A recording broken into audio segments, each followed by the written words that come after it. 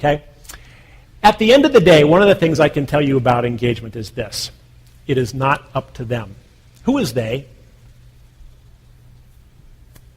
In this organization, who is they? Dr. Hart. I'm talking to. In Dr. Hart's world, who is they? Everyone else, right? Think about it. Who are they? So every one of us has our collection of theys at home and at work. Could they be your in-laws? Could they be your ex? Could they be the kids? What do we know about they? They do not have your best interest at heart always. They certainly don't have your perspectives in mind.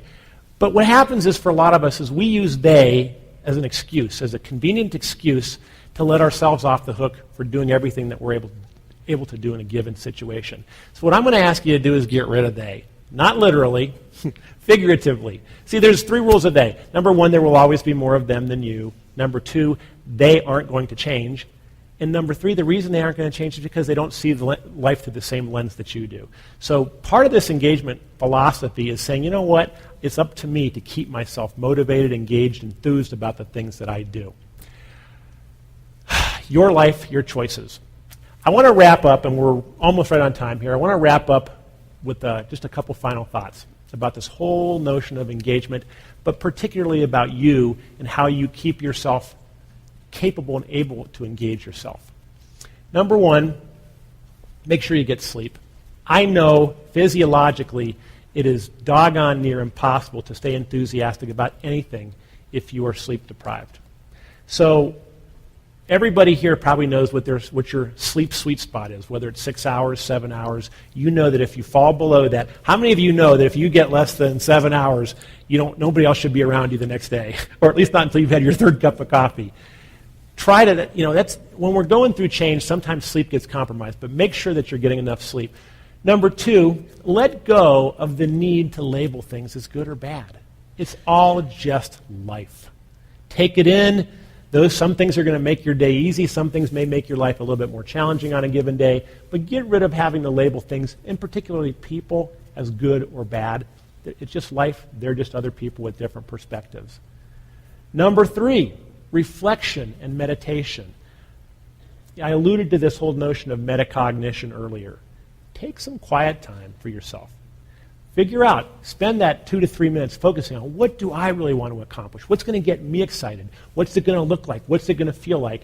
Spend a couple minutes every day thinking about those things. And by the way, one of the greatest questions that I think you could ask yourself about anything, any given day, is not what am I doing today, but why am I doing this today? Ask yourself if the things that you're spending 80% of your day doing, ask yourself, are they really in alignment with what your long-term vision of success is for yourself and for your family? Number 4, build a strong, strong network of friends. I'm asked to do a lot of speaking, and I do a lot of pro bono work in the area for people who are in between jobs, who are displaced because of the recession.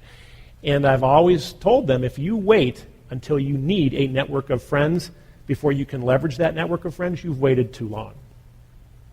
Build up. We are cultural creatures by nature. Reach out to other people, and not just people who look, think, and see the world the way you do. Number 5, 10 to 15 minutes each day of vigorous walking. And this is not for physiological health. This is for mental health. One of the things we know about the human brain is that we have, unlike other cells in the body, the human brain actually has its own reservoir of stem cells, and the trigger mechanism for converting adult brain stem cells into brain stem cells, neural stem cells into fully functioning adult cells is exercise.